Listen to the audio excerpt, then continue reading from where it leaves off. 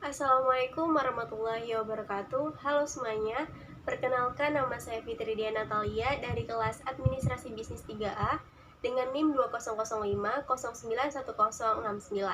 Di sini saya mendapatkan tugas atau tes 3 dari Ibu Aulia Benazira SEMM4 selaku dosen dari mata kuliah Komunikasi Bisnis. Di sini saya akan menjelaskan materi tentang laporan bisnis. Jadi, laporan bisnis adalah suatu laporan yang memiliki sifat netral, tidak memihak, memiliki tujuan yang jelas, dan berisi rencana penyajian fakta kepada seseorang atau lebih untuk tujuan bisnis tertentu. Nah, jadi ada juga pengertian laporan bisnis menurut para ahli. Yang pertama ada menurut Herta Murphy dan Herbert W.H. Laporan bisnis adalah suatu laporan yang memiliki sifat netral, tidak memihak, memiliki tujuan yang jelas, dan berisi rencana penyajian fakta kepada seseorang atau lebih untuk tujuan bisnis pemecahan masalah. Dan yang kedua, ada menurut Hemstreet dan Bari. Laporan bisnis adalah suatu pesan-pesan objektif yang disusun secara teratur dan digunakan untuk menyampaikan informasi dari suatu bagian organisasional atau dari suatu institusi atau lembaga ke lembaga yang lain guna membantu pengambilan keputusan atau pemecahan masalah. Selanjutnya pengertian dari proposal bisnis. Proposal bisnis adalah penawaran tertulis dari penjual ke calon pembeli. Proposal bisnis seringkali merupakan langkah kunci dalam proses penjualan kompleks. Nah, jadi ada juga nih pengertian proposal bisnis menurut Haryani dalam Sutrisna Dewi. Merupakan tulisan yang berisi rencana atau usulan untuk melakukan suatu kegiatan tertentu. Nah, kemudian ada pun kegunaan dari laporan bisnis. Yang pertama untuk memonitor, yaitu untuk memonitor serta mengendalikan operasional perusahaan. Misalnya laporan operasional dan laporan kegiatan personal. Dan yang kedua, untuk membantu mengimplementasikan kebijakan dan prosedur yang telah ditetapkan perusahaan. Misalnya, kebijakan penetapan posisi kerja.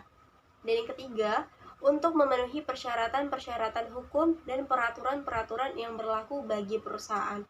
Misalnya, laporan pajak, laporan analisis dampak lingkungan, dan laporan ketenagakerjaan.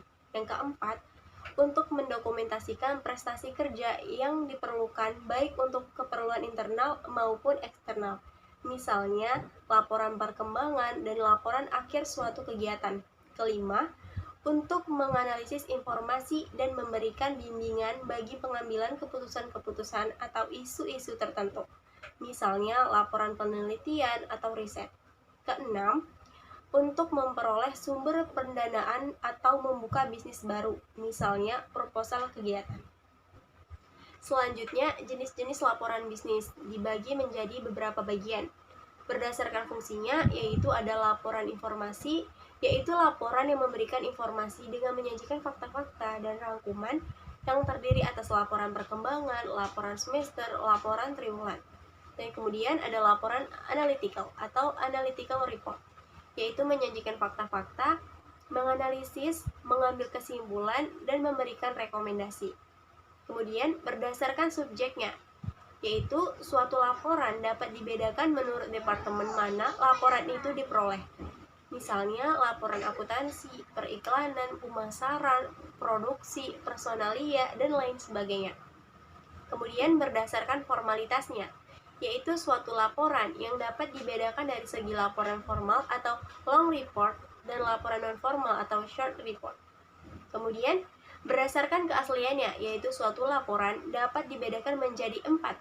Yang pertama, laporan otoritas, yaitu dibuat atas dasar permintaan. Yang kedua, laporan sukarela, yaitu suatu laporan yang dibuat atas laporan sendiri. Yang ketiga, laporan swasta, yaitu suatu laporan yang dibuat atas laporan swasta. Dan yang keempat, laporan publik, yaitu laporan yang dibuat oleh lembaga-lembaga pemerintah, rumah sakit, atau yang dibiayai oleh pemerintah. Kemudian berdasarkan frekuensinya, yaitu ada laporan berkala atau periodic reports, dikeluarkan secara harian, bulanan, semester, atau tahunan. Misalnya laporan penjualan tiap hari, laporan biaya tiap bulan, laporan produksi tiap bulan, dan lain-lain. Laporan khusus mencakup situasi dan kejadian yang unik, seperti munculnya krisis di perusahaan. Kemudian ada juga berdasarkan proyek.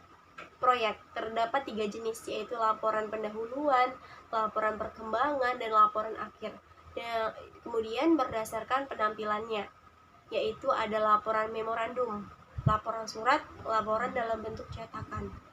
Kemudian berdasarkan pelaksanaan pertemuan dibedakan menjadi ada agenda, yaitu suatu dokumen yang ditulis sebelum suatu pertemuan berlangsung. Kedua, ada resolusi, yaitu laporan singkat yang secara formal berisi pengumuman hasil konsensus dalam suatu pertemuan. Kemudian ada notulen, yaitu laporan resmi dalam suatu pertemuan yang berlangsung. Kemudian ada laporan pertemuan, yaitu laporan resmi yang cakupan bahasanya lebih luas dan berisi hasil-hasil pertemuan atau konferensi penting.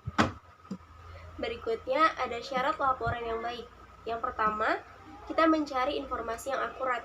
Nah, kemudian yang kedua, mengisyaratkan adanya pertimbangan yang baik, yaitu di saat membuat laporan. Dan yang ketiga, membuat format dan organisasi laporan sesuai kebutuhan pembaca. Nah, kemudian selanjutnya ada perencanaan laporan dan proposal bisnis. Yang pertama, definisikan. Kita mencari masalah, tujuan, dan ruang lingkup. Kemudian analisis audiens. Dan kemudian kita menentukan ide atau gagasan, mengumpulkan bahan diperlukan, menganalisis dan menafsirkan data, mengorganisasikan data, dan mempersiapkan outline akhir. Selanjutnya, pengorganisasian laporan dan proposal dibedakan menjadi 3. Yang pertama, cara menyusun tubuh laporan dan proposal, yaitu dengan pendekatan deduktif dan pendekatan induktif. Yang kedua, cara menyusun teks laporan dan proposal, yaitu dengan membuat topik-topik atau kriteria, menyusun urutan suatu peristiwa, mendeskripsikan lokasi atau tempat, menjelaskan suatu proses atau prosedur, menyusun urutan tingkat kepentingan secara alfabet, dan kemudian menyusun urutan tingkat familiaritas, dan menyusun sumber-sumber yang digunakan, dan kemudian pemecahan masalah. Yang ketiga, dengan metode outline. Selanjutnya kita bahas bagian pokok laporan dan proposal. Yang pertama ada pendahuluan, seperti pemberi kuasa, layout atau rencana presentasi, masalah, maksud penulisan, ruang lingkup, metodologi, sumber-sumber primer atau sekunder, latar belakang, definisi istilah, keterbatasan, dan rekomendasi. Dan kemudian yang kedua, ada tubuh dan isi atau body and text. Di sini membahas mengembangkan hal-hal penting secara rinci. Penulisan laporan bisnis yang baik harus mencakup temuan fakta yang penting dan relevan. Yang ketiga itu ada penutup. Bagian penutup ini berfungsi untuk merangkum laporan secara menyeluruh, mengambil kesimpulan, atau memberikan rekomendasi. Bagian penutup sendiri diberi judul dengan rencana tindakan atau proposisi. Bagian penutup berisi rangkuman, kesimpulan, rekomendasi, rencana tindakan, proposisi. Selanjutnya yaitu ada penulisan laporan singkat. Secara umum, laporan singkat dalam dunia bisnis jarang dilengkapi dengan preliminary parts atau seperti halaman judul, surat pengantar, daftar isi, dan rangkuman atau abstrak. Oleh karena itu hanya terdiri dari setengah halaman, dan laporan singkat lebih menekankan pada body atau tubuh suatu laporan yang mencakup pembuka, hasil temuan, bahasan, dan penutup. Kemudian ada pemanfaatan dukungan visual dalam laporan dan proposal bisnis. Nah, di sini tertera gambar-gambar seperti teman-teman lihat, ada dalam bentuk tabel, struktur, grafik, dan diagram persentase dalam bentuk peta juga ada, yaitu semua dapat didukung melalui media sosial seperti FB, Twitter, YouTube, Instagram, WhatsApp, Telegram, Line, dan lain sebagainya. Nah, selanjutnya yaitu bagaimana cara membuat proposal pendek dan panjang. Yang pertama, proposal pendek terdiri dari pendahuluan, latar belakang, rencana, dan jadwal, penetapan staf, anggaran, permintaan, dan persetujuan. Kemudian proposal panjang. Nah, ini terdiri dari latar belakang, aspek pemasaran, aspek produksi, aspek organisasi, dan sumber daya manusia, dan aspek keuangan. Nah, jadi selanjutnya nih setelah kita bahas laporan, jadi laporan itu ada yang pendek dan laporan panjang. Perbedaan laporan bisnis pendek dan laporan bisnis panjang. Yang pertama, kalau laporan pendek ya, hanya terdiri 1-5 halaman, jarang dilengkapi kata pengantar, daftar isi, dan abstrak. Kemudian lebih menekankan pada isi laporan. Sedangkan kalau laporan panjang, dia jumlahnya lebih banyak dari laporan pendek, menggunakan kata pengantar, daftar isi, dan abstrak.